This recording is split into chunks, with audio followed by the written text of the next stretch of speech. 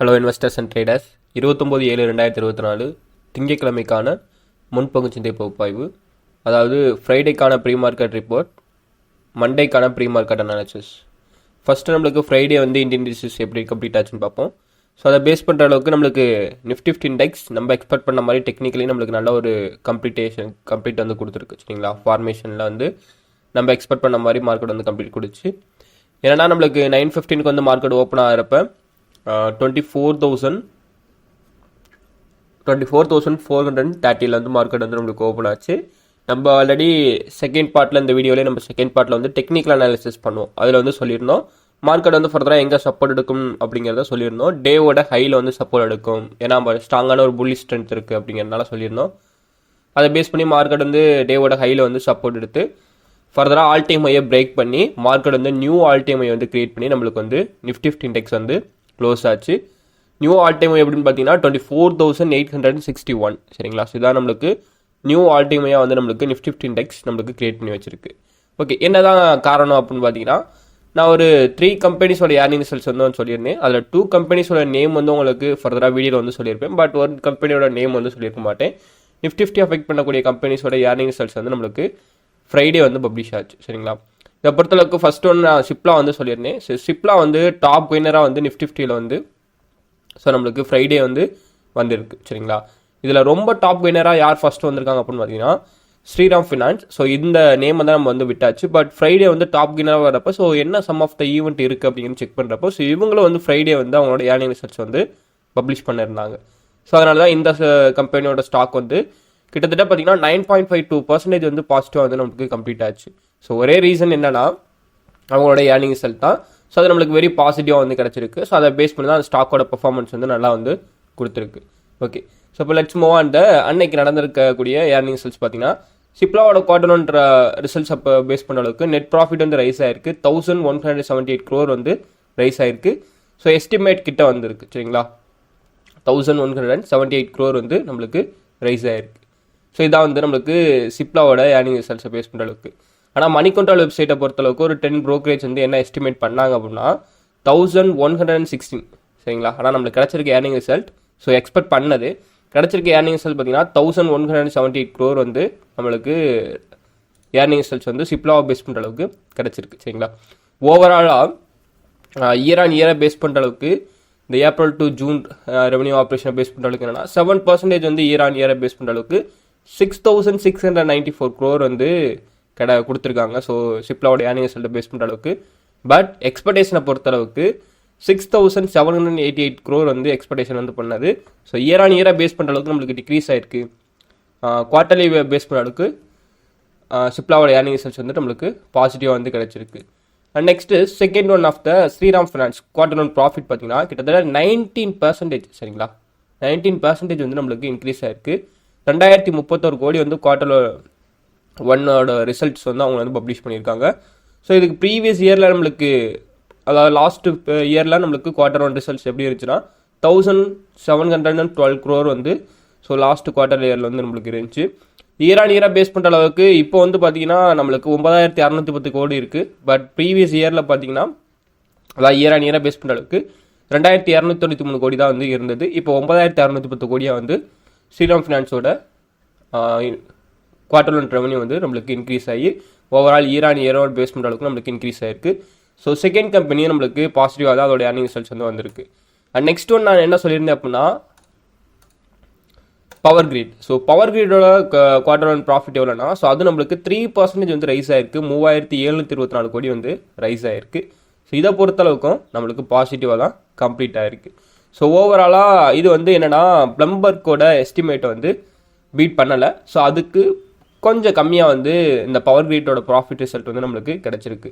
So 3,724 கோடி வந்து அதோட ஏர்னிங் ரிசல்ட். பட் பிளம்பர்க்கோட எக்ஸ்பெக்டேஷன் என்னவா இருந்துச்சுன்னா 4,000. ஸோ அந்த ஒரு 4,000 வச்சுருந்தாங்கன்னு நினைக்கிறேன். 4,028 crore வந்து பிளம்பர்க்கு வந்து அதோட ஏர்னிங் ரிசல்ட்ஸ் வந்து எக்ஸ்பெக்டேஷன் வந்து பண்ணாங்க. பட் அந்த அளவுக்கு வந்து கிடைக்கல பவர் கிரிடோட ஏர்னிங் ரிசல்ட்ஸை பேஸ் பண்ணுற அளவுக்கு. அஸ் எண்ட் ஆஃப் த டே நம்மளுக்கு ஓவராலாக மார்க்கெட்டை பேஸ் பண்ணுற அளவுக்கு நிஃப்டி 50 பார்த்தீங்கன்னா ஒரு 400 பாயிண்ட்ஸ் வந்து நம்மளுக்கு பாசிட்டிவாக வந்து கம்ப்ளீட் ஆச்சு. ஸோ நீங்கள் ஆல்ரெடி மார்க்கெட் வந்து பார்த்துருப்பீங்க.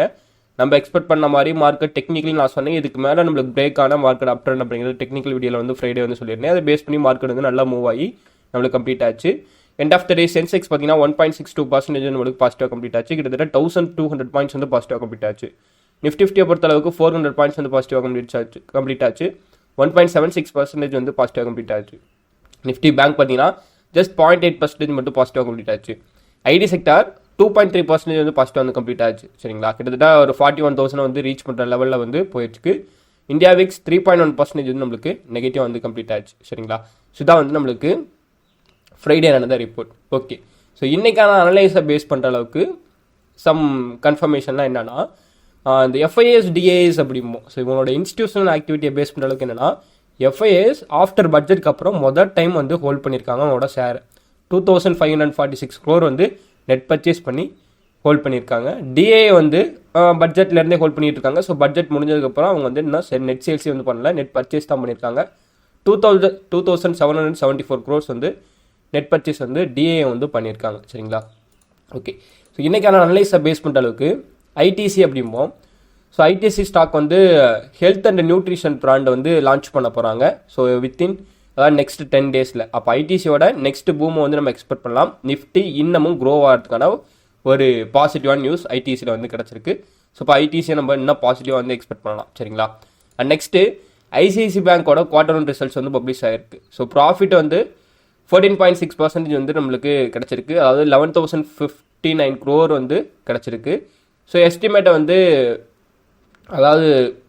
வந்து நம்மளுக்கு பீட் பண்ணுற லெவலில் வந்து மார்க்கெட்டோட எக்ஸ்பெக்டேஷன் எவ்வளோ அப்படின்னு பார்த்தீங்கன்னா 19,515 கோடி இயர் ஆன் இயரை பேஸ் பண்ணுற அளவுக்கு. சரிங்களா, பட் இங்கே கிடச்சிருக்கிறது பார்த்தீங்கன்னா 19,552 கோடி.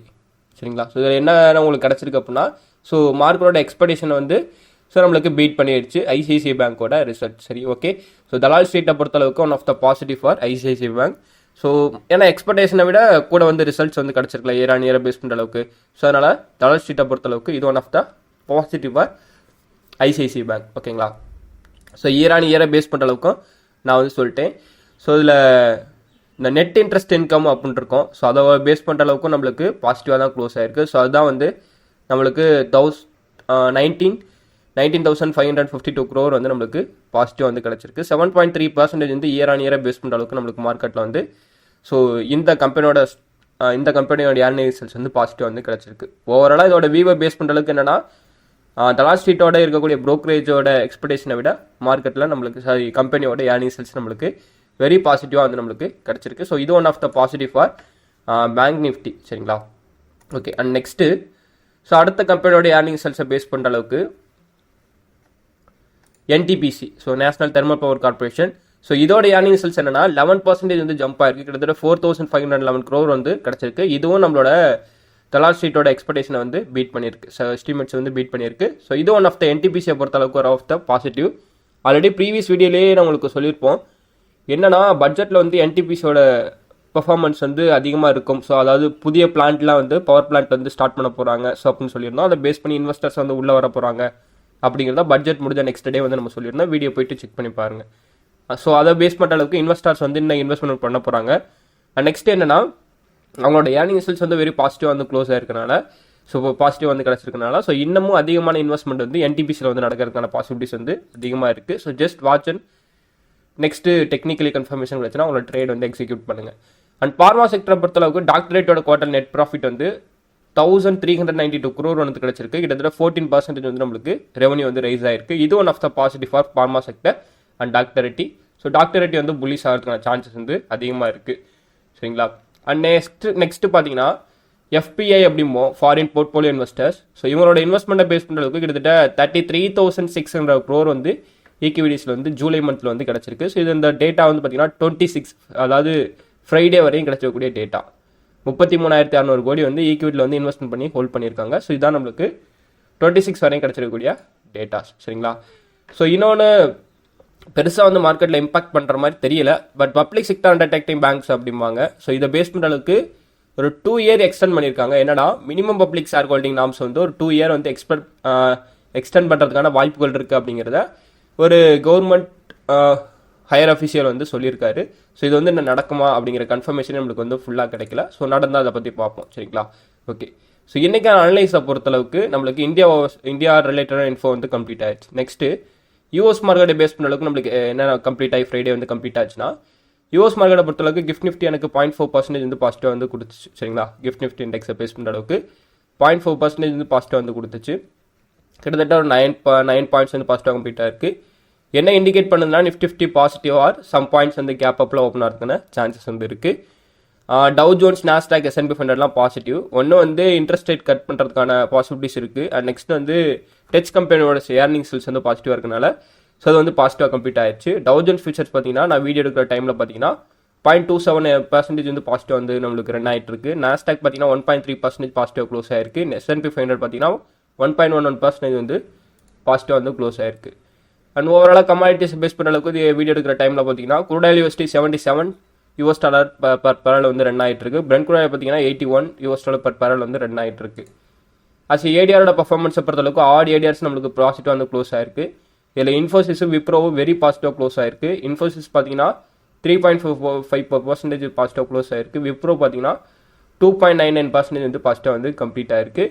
மற்ற எல்லாம் பிலோ 1% வந்து பாசிட்டிவ் வந்து கம்ப்ளீட் ஆயிருக்கு. ஐசிஐசிஐ பேங்க் ஏடிஆர் வந்து 1.63% வந்து பாசிட்டிவ் கம்ப்ளீட் ஆயிருக்கு. ஸோ நான் ஆல்ரெடி சொன்ன மாதிரி தான் ஐசிஐசிஐ பேங்க் வந்து பாசிட்டிவ் போகிறதுக்கான சான்சஸ் இருக்குது. அதோட குவார்டர் ஒன் ஏர்னிங்ஸ் ரிசல்ட்ஸை பேஸ் பண்ணுற அளவுக்கு அப்படின்னா.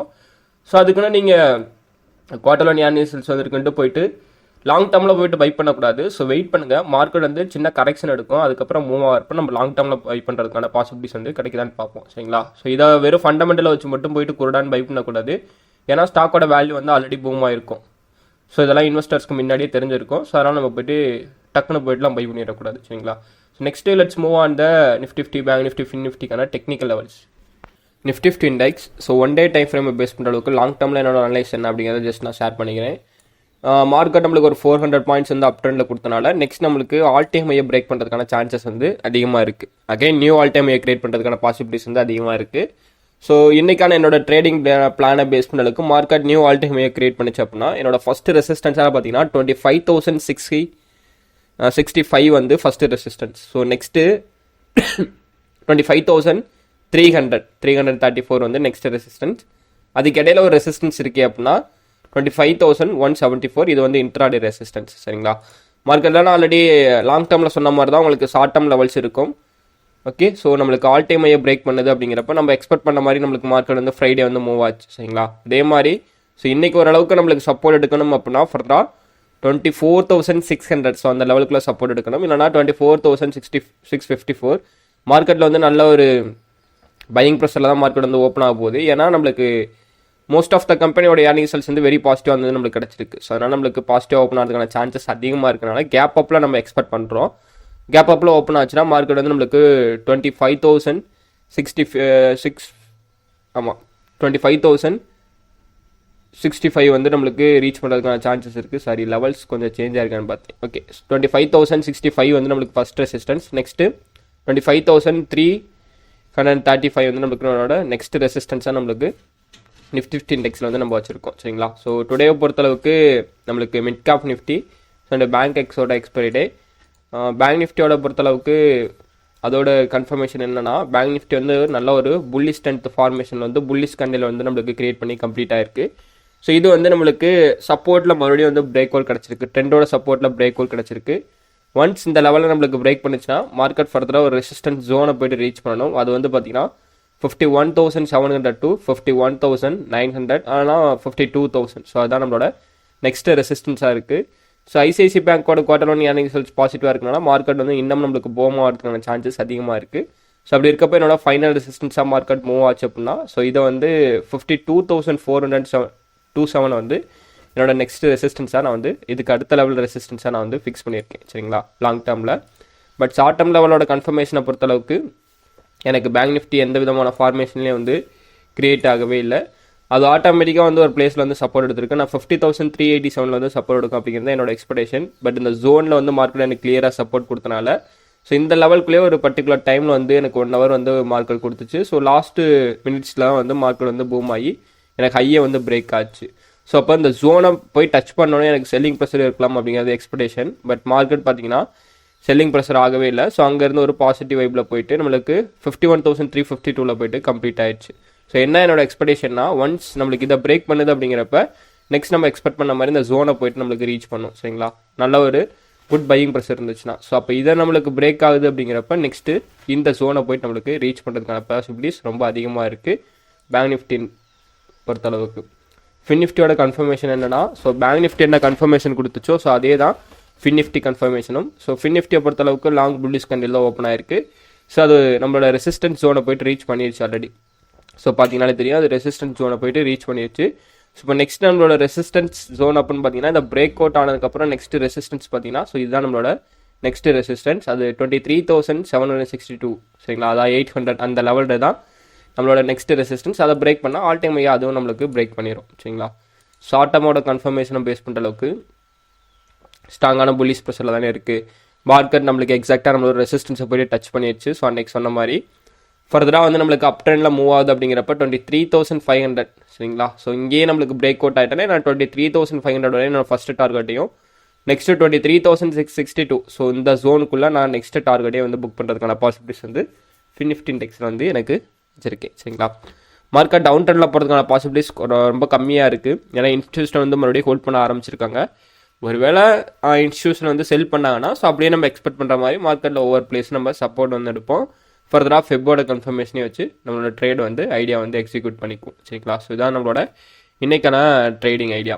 ஓவரால் சம்மரி அண்ட் கன்க்ளூஷனை பொறுத்தளவுக்கு மார்க்கெட்டில் ஃபண்டமெண்டலி வெரி ஸ்ட்ராங்கான பாசிட்டிவான நியூஸ்னால் நம்மளுக்கு கிடச்சிருக்கக்கூடிய குவார்டர் ஒன் ஏர்னிங் ரிசல்ட்ஸ் தான் வெரி பாசிட்டிவாக வந்து கிடச்சிருக்கு. நிஃப்டியாக இருந்தாலும் சரி பேங்க் நிஃப்டியாக இருந்தாலும் சரி. சரிங்களா, ஸோ நெகட்டிவான நியூஸ் எதுவுமே நம்மளுக்கு கிடைக்கல.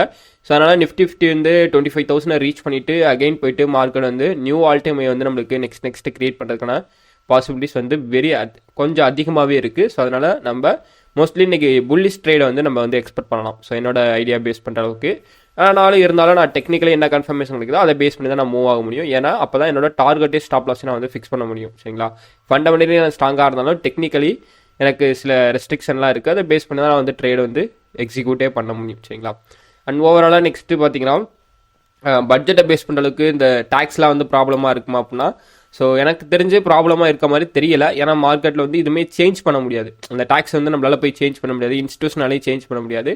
ஆனால் இன்வெஸ்டர்ஸ் வந்து அவங்களோட ப்ராஃபிட் வந்து நெக்ஸ்ட்டு நிறையா புக் பண்ணி அந்த டேக்ஸ் வந்து கழிக்கிறதுக்கான பாசிபிலிட்டிஸ் தான் வந்து பார்ப்பாங்க. ஸோ அதனால் இன்வெஸ்டர்ஸ் வந்து பெருசாக வந்து இதை வந்து இம்பேக்டாக நினச்சிக்க மாட்டாங்கன்னு நினைக்கிறேன். ஸோ பார்ப்போம் என்ன கடந்து வரக்கூடிய நாட்கள்லாம் எப்படி இருக்குது அப்படின்னா நடக்கக்கூடிய நாட்கள்லாம் எப்படி இருக்குது அப்படிங்கிறத நம்ம ஜஸ்ட் பார்ப்போம். சரிங்களா, ஓகே. அண்ட் மறக்காமல் பார்த்தீங்கன்னா நம்மளோட டெலிகிராம் சேனலில் போய்ட்டு ஜாயின் பண்ணிடுங்க. ஸோ அதில் என்னோட லைவ் அப்டேஷன் வந்து நான் ஷேர் பண்ணுறேன். நெக்ஸ்ட் வீடியோ பிடிச்சிருந்துச்சுன்னா லைக் பண்ணிடுங்க. உங்களுக்கு ஏதாவது டவுட்ஸ் இருக்குது அப்படின்னா கீழே வந்து கமெண்ட் செக்ஷனில் வந்து கமெண்ட் பண்ணுங்கள். ஸோ நான் சொன்னதில் ஏதாவது தவறு இருந்தாலும் கமெண்ட் செக்ஷனில் கமெண்ட் பண்ணுங்கள். ஸோ நான் அதை வந்து ரெக்டிஃபை பண்ணுறதுக்கு முழு மனதோடு தயாராக வந்து இருக்கேன். சரிங்களா, நெக்ஸ்ட் நம்மளோட சேனல் வந்து சப்ஸ்கிரைப் பண்ணிக்கோங்க. ஸோ அப்போ தான் நம்ம போடக்கூடிய ப்ரீ மார்க்கெட் வீடியோ உங்களுக்கு உடனே வந்து சேரும். நீங்களும் ஸ்டாக் மார்க்கெட்டை பற்றி டே பை டே வந்து லேர்ன் பண்ணிகிட்டே இருக்க முடியும். ஓகேங்களா, so I am not a SEBI registered advisor. This video full and fully education purpose only. Okay, thanks for வாட்சிங். தேங்க்யூ.